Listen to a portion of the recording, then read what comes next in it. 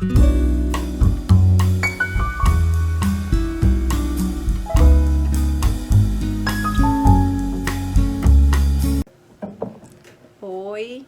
bom dia. Meu nome é Rebeca Sampaio, eu sou advogada. Eu falei bom dia para vocês, mas eu não sei nem se é bom dia para vocês, mas vamos tratar o bom dia aqui como o dia todo, tá certo? Então, eu fui chamada por Andrea e Norma para conversar um pouquinho com vocês sobre o tema que elas estão ministrando, né, que é o estelionato sentimental. Vou logo dizendo que o estelionato sentimental ele tem outros nomes, não são situações diferentes, ele tem nomenclatura diferente, né, principalmente no âmbito jurídico. Então ele pode ser estelionatário do coração, estelionato sentimental, como a gente já havia dito, ou estelionatário do amor. E por aí vão N nomenclaturas. E aí elas me pediram para falar um pouquinho sobre o aspecto jurídico. Eu não vou me adentrar a um estudo aprofundado, uma vez que não é a proposta aqui, né? A proposta aqui é a gente falar um pouquinho sobre como resguardar os nossos direitos. E se eu adentrar em institutos jurídicos, e aí eu vou para princípios, vou para as questões de direito civil e vou mesclar com direito penal, e não é o caso. Isso é mais para um estudo mais acadêmico, certo? Mas e aí eu vou falar um pouquinho para vocês como é que a gente pode se valer do judiciário numa situação dessa. Então, se você é uma daquelas pessoas que passou por isso, ou se você vier a passar, ou conhece alguém que vier a passar e você quiser mais detalhes, você pode falar comigo. Eu tenho um sócio, Plínio Costa, e a gente tá trabalhando com isso já faz um tempinho.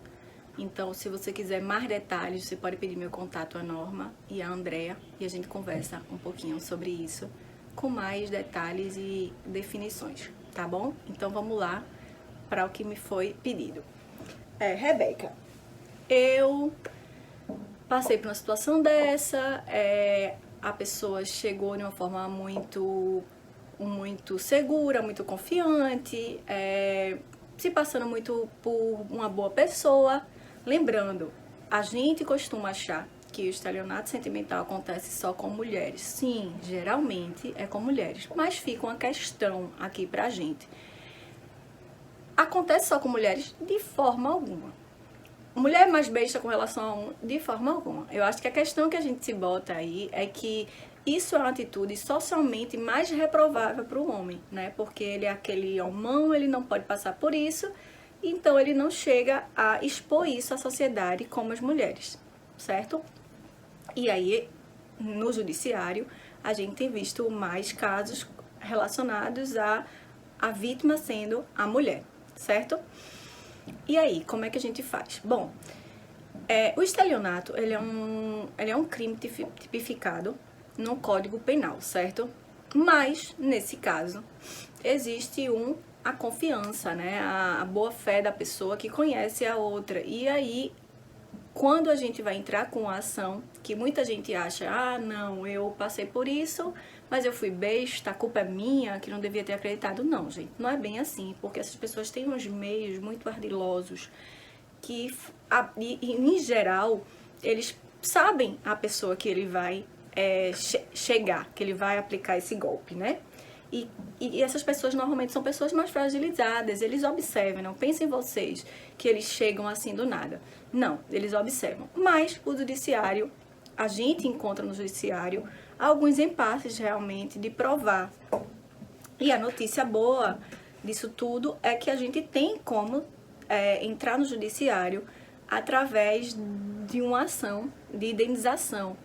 Mas, Rebeca, a minha advogada, a minha amiga disse que eu fui besta e dei como eu quis. E dei porque eu quis, por minha boa vontade. E isso realmente não existe no Código Civil um ilícito chamado para esse tipo. Não existe uma lei falando sobre essa situação de estelionato sentimental. Não existe um artigo que diga assim, estelionato sentimental. Não existe. Mas a gente procurou, né, alguns advogados, inclusive um dos pioneiros foi em Brasília, que conseguiu uma indenização, né, contra um estelionatário sentimental. E a partir daí começaram a aparecer mais no judiciário esse tipo de ação. E o que é que o judiciário, que a gente chama de jurisprudência, vem decidindo? Jurisprudência são decisões, tá? Do judiciário. Então, o que é que o judiciário vem respondendo a essas ações? E aí, depois dessa pioneira, foi que a gente começou a perceber que dava pra gente abarcar disso dentro do DANDO, que é da responsabilidade civil, que é o Instituto Jurídico da Responsabilidade Civil. E aí, como é que vai surgir essa ideia? Vamos lá. Toda vez que você tiver um dano, seja ele moral ou patrimonial, a gente pode se resguardar do Instituto da Responsabilidade Civil. Então, nesse caso, nós temos o dano patrimonial. Rebeca, mas eu dei porque eu quis. Certo, você deu porque você quis, porque você tinha boa fé, porque você tinha confiança na pessoa. Então, você deu por livre e espontânea vontade. Ok, mas isso foi usado de um meio astucioso para chegar a você e pegar esse dinheiro, esse patrimônio seu. Então, toda vez que houver um dano patrimonial, você pode sim procurar o judiciário por meio da reparação civil. E aí você vai procurar um advogado, vai explicar o que aconteceu a ele provavelmente vai entrar com uma ação de indenização, que é para você ter a reparação do que você foi gasto. E aí você vai comprovar o que você foi gasto com ele, os meios que ele usou. Só que muita gente pergunta, eu posso entrar com dano moral, até porque ofendeu a minha moral perante a sociedade, enfim. E aí é que tá o problema.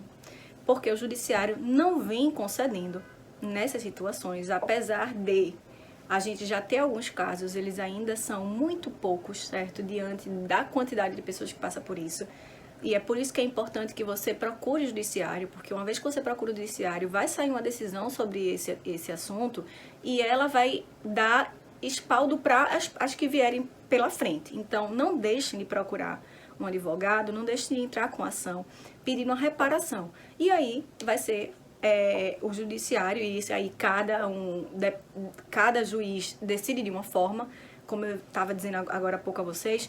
Existem juízes que não têm acatado o dano moral, né? E existem juízes que têm acatado sim o dano moral. E aí vai depender de cada juiz. Então é isso, gente. Eu não entrei muito a fundo nessa questão, para não ficar até repetitivo, né? Se eu falasse algumas coisas que as meninas já haviam falado. Mas o que eu quero dizer para vocês é que existe sim a possibilidade de você buscar uma reparação no âmbito jurídico. E é importante que você vá lá e procure esse respaldo. Eu sei que muita gente costuma hoje em dia, principalmente, não acreditar na justiça, mas a gente precisa acreditar para esses casos ficarem volumosos e a gente poder ter essa reparação, ter os nossos direitos resguardados, né? Claro que vai depender, né, gente, de cada caso, até porque para o âmbito jurídico não é ilícito você dar uma coisa a uma pessoa, até porque eles chegam, tô precisando muito, tô muito triste, não tenho como pagar a conta de luz. E aí você vai ver, eu acho que as meninas devem ter falado, que existem certas como é que eu posso dizer? Existem certos comportamentos dele, né, dessas pessoas que cometem esse crime, que não é um crime do Código Penal, deixando isso bem claro, tá? A gente procura uma reparação no âmbito civil. Porém, existe um julgado eu tô falando agora um pouquinho ignorante, porque eu não tenho certeza, mas pelas minhas pesquisas, existe um julgado, sim, que conseguiu a condenação em prisão de um estelionatário sentimental. Mas ainda assim, é um entre vários, né? Então é isso. A ideia aqui é que você que sofreu ou conhece alguém, repasse, leve a maior quantidade de pessoas, de vítimas para o judiciário, para a gente poder ter uma constância nisso, até porque isso é um assunto que acontece muito. Eu mesmo conheço vários, já chegaram para mim várias situações desse tipo. Então a gente pode pedir reparação no valor que você pediu e até uma indenização moral também, né? E aí, claro que não existe um valor, Rebeca, não existe um valor de reparação de dano moral, mas a gente pede, e o juiz pede um que a gente acha razoável e o juiz vai decidir da forma que ele achar mais justo, né? Então é isso, eu vou ficando por aqui, espero ter esclarecido algumas coisas. Se vocês tiverem mais alguma dúvida, como eu já mencionei, pode falar com Norma, pode falar com Andrea, e aí pode entrar em contato comigo ou com Plínio, então vocês pedem a mim ou pedem a ela para o contato meu ou de Plínio, ou a gente pode até, se elas me convidarem mais uma vez, a gente conversar sobre isso com mais ênfase, né? Espero ter ajudado as meninas, muito obrigada pelo convite. E é isso. Um beijo, obrigada e um bom dia para vocês.